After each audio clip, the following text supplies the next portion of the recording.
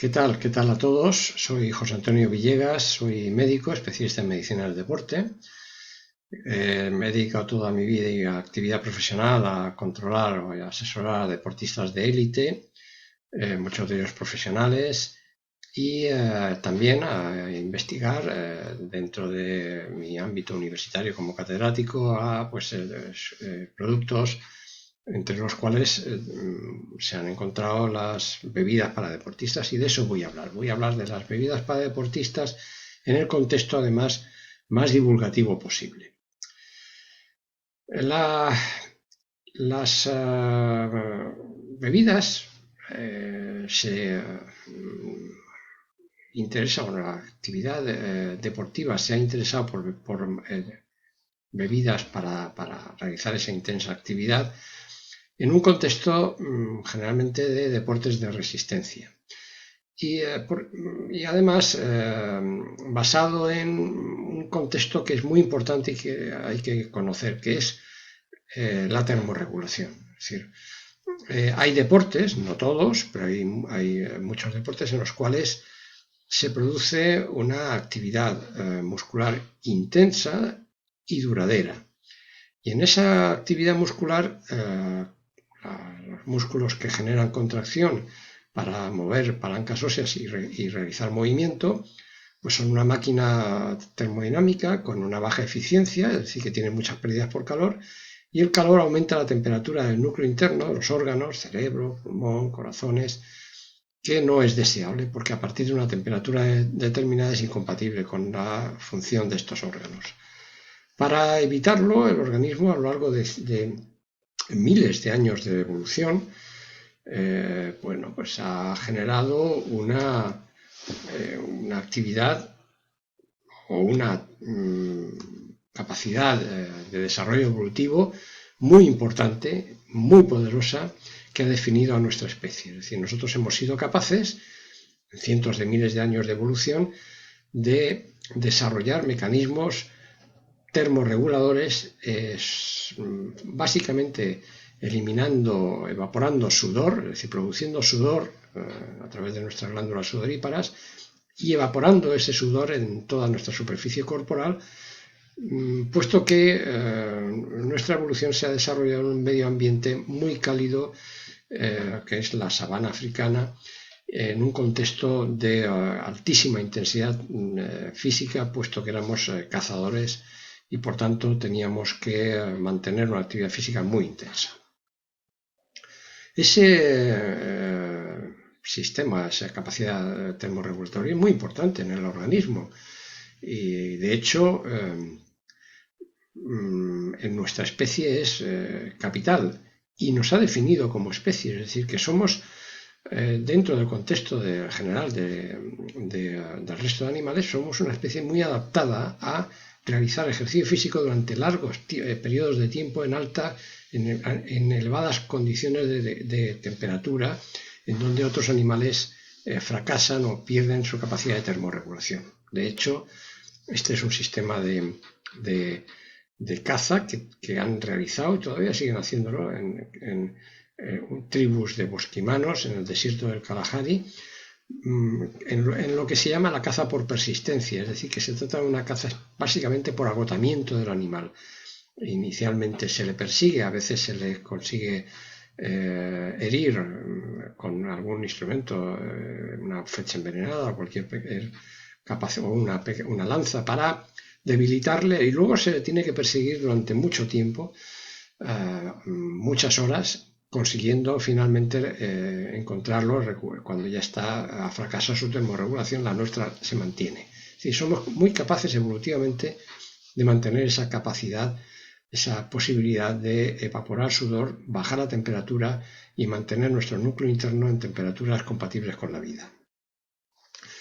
Para entender qué podemos hacer para mantener esa capacidad termorreguladora, tenemos que hablar de lo que se llama la presión osmótica. La necesidad de termorregulación se ha visto en el deporte ya competitivo en el siglo pasado de forma muy, muy evidente. En algunas ocasiones lo hemos visto a las malas, los médicos, puesto que ha habido fallecimientos por esa dificultad de la termorregulación en patologías que son patologías por calor, se llaman así, que en algunas ocasiones llevan a los deportistas al golpe de calor, que es una situación muy grave que puede acabar con su vida. Nosotros inicialmente, cuando yo empecé mi desarrollo de actividad profesional en los años 70-80, lo que más nos interesaba era rehidratar al deportista. La patología por calor estaba muy presente, habían fallecimientos que se producían en deportistas de todos los niveles, y lo que queríamos básicamente era darles agua.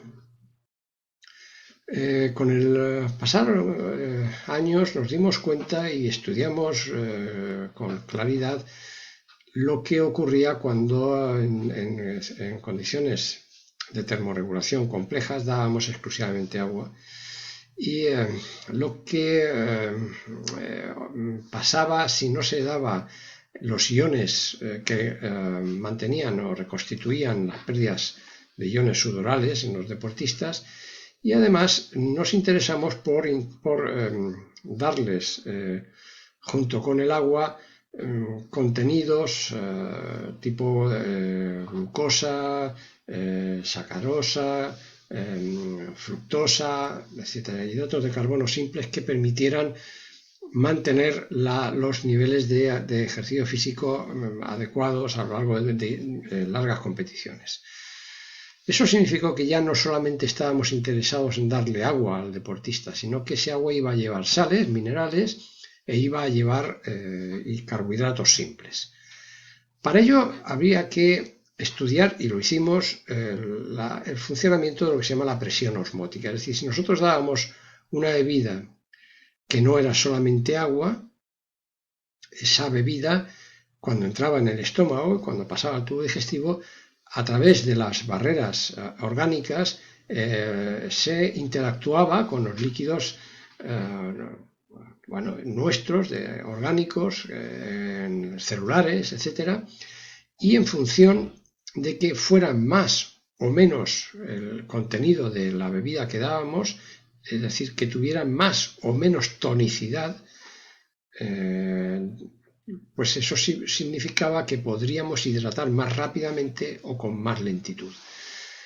La presión osmótica es un concepto que se basa en lo que es la medida de una magnitud exacta de presión que impide la ósmosis. La ósmosis es el criterio, el concepto por el cual en una disolución en la cual las separamos dos disoluciones con diferente grado de concentración de solutos a través de una membrana. Aquí vemos un ejemplo gráfico en el cual en esta zona de la membrana tenemos mucha cantidad de moléculas de agua y poca cantidad de soluto, mientras que en el otro lado, que hemos cogido con una especie de lupa el contenido, hay mucha cantidad de soluto, menos cantidad de agua, y por tanto la tonicidad de esta zona es mayor. Eso se evalúa mediante esta presión hidrostática, que lo mide la presión osmótica. Si la barrera esta es impermeable, la presión que hay aquí es mucho mayor y se mantiene, esa es la presión osmótica. Si esto permite el paso de moléculas de una zona a otra, lo que va a ocurrir es que las dos zonas se van a reequilibrar, y el contenido en ambas zonas va a ser el mismo, y la solución se va a hacer isotónica.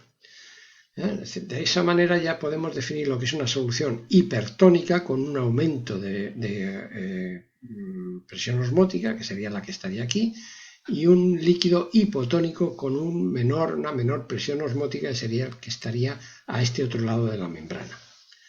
Una vez que hemos definido eso, nosotros ¿qué queremos hacer cuando queremos hidratar a un deportista para que no tenga, por ejemplo, lo que le ocurrió a Joan Benoit, esta corredora suiza en el maratón de Los Ángeles, en el cual llegó en estas condiciones a la meta, prácticamente con una descoordinación tremenda, lo que una patología por calor muy clara, muy evidente, que podía haberla llevado al fallecimiento si no se lo hubiera atendido, rehidratado y bajada la temperatura corporal de manera inmediata. Esto ocurre porque se ha perdido agua por el organismo, se ha impedido la termorregulación, la temperatura corporal aumenta y se produce estos problemas en la coordinación, que son preludio de problemas mucho más graves que pueden llevar al sujeto al fallecimiento, como de hecho ha ocurrido en muchas ocasiones. La termorregulación hemos dicho que se basa en mantener en la medida de lo posible una sudoración eficaz, que permita que al evaporarse el sudor se disminuya la temperatura del núcleo interno. Para ello tenemos que tener presentes dos cosas muy claras en las cuales tenemos que centrar nuestra atención. La primera es que hay que mantener hidratado a la persona, es decir, que el sujeto debe de tener, el deportista debe de tener una hidratación adecuada, lo que hemos comentado cuando se trataba de dar agua a los deportistas. Y dos, la segunda cuestión importantísima es que la sudoración sea eficaz, el líquido, el sudor producido se evapore, para lo cual tiene que haber contacto con el exterior y la humedad del exterior debe de ser suficientemente baja para que se pueda producir evaporación del sudor. Esto significa, por ejemplo, que hay que huir de prácticas que son en sí mismas prácticas de riesgo y que anulan nuestra capacidad termorreguladora esencial, básica, evolutiva. Es decir, este es el maratón de Berlín, este es el año 2001, vemos aquí, por ejemplo, prendas en corredores que son de la primera línea. Esta es la salida, el maratón de Berlín, aquí está la salida de corredores, y estos son corredores de nivel que van a hacer marca. Yo con este maratón lo corrí con mi hija y nosotros todavía no habíamos llegado a la zona de salida cuando ya se produjo el disparo de salida de este maratón. Bueno, esto es algo que no se puede hacer. No se puede mantener el criterio de utilizar prendas de plástico que impiden la evaporación del sudor y por tanto la termorregulación, con la pretensión de que eso va a significar algún tipo de ventajas desde la perspectiva de eliminar grasa o cosas por el estilo. Lo que se pierde cuando se pone una prenda que impide la sudoración o la termorregulación es producir mucho sudor ineficaz. Se elimina ese sudor, eso significan gramos, en algunos casos kilos que el organismo elimina, y cuando uno llega y se pesa después de haber sometido a su organismo a unas condiciones de este tipo, pesa menos, pero claro, lo que pesa menos es de líquido, de agua, no es de grasa. Y estos son patologías por calor. Esta es una erupción cutánea en la cual son los primeros grados en los cuales la termorregulación ineficaz se manifiesta. Esto es una erupción por una patología por calor. Pero esto en situaciones más abruptas puede llegar a llevar al deportista al fallecimiento. Este es el mismo maratón de Berlín. Y esta es la corredora japonesa que hizo una marca mundial. El maratón estaba patrocinado por una empresa cervecera y bueno, este era el líquido que se le dio para hacer propaganda a la empresa cuando la corredora terminó la carrera. Evidentemente esto es marketing comercial, no es real. La pena, lo terrible del tema es que yo que corrí este maratón, pues nosotros estábamos sometidos a una situación en la cual prácticamente solo había agua en el recorrido y algunos trozos de frutas y té. Y al final la carpa que había de reconstitución de bebidas para reponer las pérdidas hídricas eran las de la marca de cerveza. Es decir, esto es terrible porque, como ahora veremos, no es la solución adecuada para mantener una termorregulación correcta, no es el tipo de bebida que se debe de emplear en el avituallamiento de un maratón. Nosotros, a lo largo del tiempo de investigación, hemos trabajado con multitud de bebidas, de diseño de bebidas que se adaptaran a esas condiciones de tener una capacidad de hidratación adecuada para que la tonicidad de esa bebida fuera correcta, pudiera entrar en nuestro organismo y ser absorbida en un lapso de tiempo lo más rápido posible.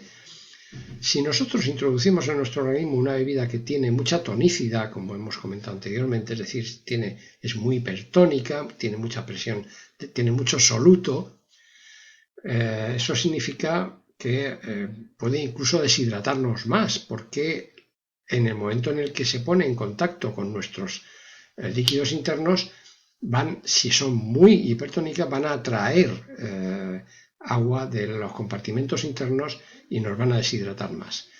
Y a su vez va a impedir que haya una restitución hídrica adecuada. Si por el contrario esa bebida es muy baja en tonicidad, agua prácticamente, vamos a impedir la entrada de solutos, de compuestos que son claves para la restauración de nuestro equilibrio corporal, como es, por ejemplo, el ion sodio. Este es un concepto que hay que tener muy claro, porque la ingesta de agua exclusivamente como bebida durante la actividad, por ejemplo en un maratón, fue causante de situaciones de compromiso muy severos, como ocurrió, por ejemplo, en el maratón de Boston, donde falleció una corredora, o en el propio triatlón en Frankfurt en el año 2015, donde falleció también un deportista de nivel. Bueno, esto es algo que no se puede hacer, mantenerse exclusivamente con bebidas de muy bajo contenido en sodio no es lo adecuado. Hay que jugar, por tanto, con esa situación de qué tiene que llevar la bebida, qué componentes, para que hidraten y a su vez para que nos den la cantidad de solutos que nos interesa tener. No solamente el sodio, también si lleva glucosa o carbohidratos simples nos puede permitir mantener un mayor ritmo de actividad deportiva, porque nos da un combustible añadido, que es los hidratos de carbono simples, de muy rápida absorción, como puede ser la glucosa, por ejemplo. Nosotros hicimos un estudio que nos encargó la Asociación Española de Bebidas, ANFABRA, que consistía en ver qué capacidad de hidratación tenía si se le daba a los deportistas a lo largo de un esfuerzo determinado distintos tipos de bebidas. ¿Qué capacidad tenía el organismo de seleccionar, elegir la cantidad, si no se les obligaba, si se les dejaba lo que se llama una restitución de bebidas ad libitum, según la apetencia del sujeto? Y vimos cosas muy interesantes. Por ejemplo, bueno, pues que el mayor consumo de bebidas se hacía si disponían de distintos tipos, y si había agua entre esos tipos de bebidas, agua sola entre los tipos de bebidas que se le ofrecía, el incremento de consumo de líquidos era mayor. Vimos cosas muy curiosas, como por ejemplo que una bebida muy elegida, muy preferida, fue el Aquarius, que justamente es una de las bebidas con menos sodio del mercado. Esto es una cuestión curiosa que hay que saber precisamente para situar la investigación y la ciencia en su contexto. Es decir, a veces uno lucha contra el marketing y contra los sabores. Es decir, que cuando uno dice le dice un deportista que tiene que elegir, que tiene que tomar un tipo de bebida para consumir durante la actividad, pues resulta que es que el marketing de las empresas y las características de sabores y demás determinan el consumo de la menos adecuada. Bueno, esto es otra cosa que también era interesante observar, pero también vimos cosas muy curiosas, como por ejemplo que el consumo, todo lo que eran variables relacionadas con el consumo hídrico del deportista, cuando se intentaba mantener la compensación de la deshidratación, pues eran suficientes si se les daba la capacidad de que eligieran el consumo ad libitum según sus criterios, pero no alteraba excesivamente constantes vitales cuando se relacionaba con el consumo exclusivamente de agua. Esto tiene que ver con características muy interesantes que hay que considerar. Por ejemplo, el nivel del deportista. Hemos hablado de que una cuestión muy relevante es el tipo de deporte. Otra cuestión muy interesante es las condiciones en las que se realiza ese deporte, calor, humedad, etcétera, que van a determinar que la bebida pues tenga un mayor componente de un tipo de solutos o de otro, es decir, una mayor tonicidad o menor tonicidad. Pero también el nivel del deportista es relevante y su grado de aclimatación. Es decir, que la capacidad, la aclimatación es muy importante y nosotros era algo que sabíamos y que cuidábamos mucho en deportistas, por ejemplo, olímpicos que se enfrentaban con situaciones de competición en condiciones muy altas de carga ambiental de temperatura. Es decir, la aclimatación había que prepararla previamente con condiciones similares a las de la prueba y ocuparse de que el sujeto estuviera bien aclimatado y tomara una bebida adecuada en la restitución correcta. ¿Cómo saber si al deportista que estamos evaluando está más o menos hidratado? Hay que hacer pruebas médicas muy complejas. Bueno, a veces es muy sencillo. Basta con normas tan sencillas como pueden ser, por ejemplo, medir el peso en ayunas de forma diaria y la coloración de la orina en horas después de la actividad física. Ambas nos van a dar datos muy importantes a la hora de valorar la hidratación. Cuando seguimos el peso de un deportista a lo largo de días en ayunas y vemos que hay modificaciones suficientemente altas de ese peso, con días en los cuales hay 300, 400 gramos más y otros con 200 gramos menos, etcétera, de forma muy picos. Eso indica que el sujeto no está hidratándose adecuadamente y que los días en los que hay menor peso de partida son días en los que ya va deshidratado a realizar la actividad física de ese día, la carga de entrenamiento adecuada. Es decir, que pequeños datos de este tipo tan fáciles de obtener son muy relevantes a la hora de valorar la actividad. Y luego la composición de la bebida y el asesoramiento de expertos. Nosotros aquí hemos dedicado mucho tiempo y muchas investigaciones para ver el tipo de bebida, las condiciones, la tonicidad, lo que nos podía permitir cargar o más o menos en solutos la bebida para que teniendo más o menos iones y más o menos carbohidratos pudiéramos hidratar suficientemente al deportista. Estas son pruebas de sudoración, valoración del sudor en sujetos a los cuales les habíamos sometido a pruebas de esfuerzo después de crear un prototipo de bebida que diseñamos en una empresa, una multinacional que nos patrocinó esta investigación, para una vez diseñada desde el punto de vista científico con las condiciones de iones, carbohidratos, etcétera, que debía de llevar, una vez creada, por tanto, en este tipo de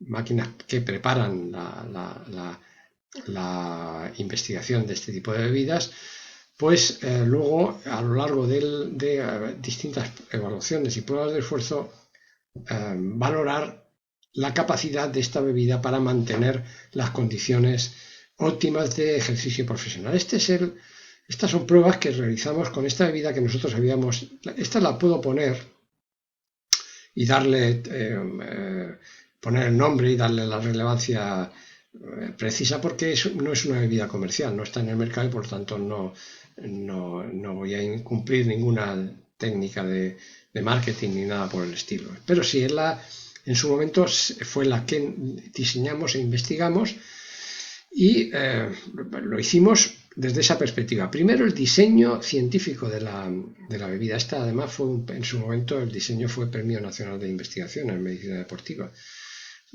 Una vez que se valora, se evalúa y se obtiene y se ve que es suficientemente palatable, adecuada, hay que someterla a investigaciones no solamente en laboratorio, en pruebas de esfuerzo, sino, como vemos aquí, en pruebas reales. Esta es una prueba, una Vuelta Ciclista a Murcia, en donde los ciclistas profesionales, pues estos son equipos antiguos, también los puedo poner porque son equipos de aquel momento que ahora no están en activo, pues han cambiado los tiempos, por tanto puedo hacer esta ligera publicidad de este tipo de prueba. Esta es una investigación en la cual les obtuvimos datos a los ciclistas antes e inmediatamente después de acabar la prueba, para valorar toda una serie de parámetros que tenían que ver con el grado de hidratación, la capacidad de rendimiento a lo largo de la prueba, pero también para valorar otras circunstancias. Por ejemplo, este diseño deportivo de bebida para deportistas fue muy novedoso en el sentido de que incluyó, por las características de la empresa, que es una empresa que se dedica a producir mermeladas, frutas, etc., interesaba que la bebida tuviera un componente de frutas con gran capacidad antioxidante, y por lo tanto fue un parámetro interesante el incluirlo dentro del contexto de la bebida. Los hidratos de carbono simples tenían que ver con frutas con alta capacidad antioxidante, frutas rojas, frutas negras, como bayas, moras, etc., fresas. Y otra característica era la introducción de una mínima cantidad de proteína procedente del aislado del suero de leche, que hasta ese momento no se consideraba como relevante en la utilización en bebidas para deportistas, pero que nosotros demostramos que podía ser interesante incluirla. Bueno, pues este tipo de evaluación de rendimiento nos permitió observar que la bebida era relevante, generaba ventajas desde el punto de vista de mantener la hidratación, la salud y el rendimiento de los deportistas. Esto es lo que ahora hay que exigirle a las empresas que tienen bebidas para deportistas. Hay que exigirles que tengan unas condiciones de investigación suficientes para que la bebida que ponen en el mercado tenga relevancia, y es muy importante que los deportistas entiendan que la práctica deportiva, las individualidades, sus características personales e incluso la propia realización de esta actividad en un momento determinado, todo ello exigen una valoración por parte de un especialista que les dé las indicaciones adecuadas para que esa práctica se realice en las mejores condiciones posibles. Y nada más, espero que esta grabación haya sido del interés de todos, que sea suficientemente relevante como para que ayude a la optimización del rendimiento, pero también, y sobre todo, a la salud de los deportistas, teniendo en cuenta la importancia que ha adquirido ahora la práctica deportiva en todo tipo de personas, con mayor o con menor capacidad, entrenamiento, etc. Un cordial saludo a todos.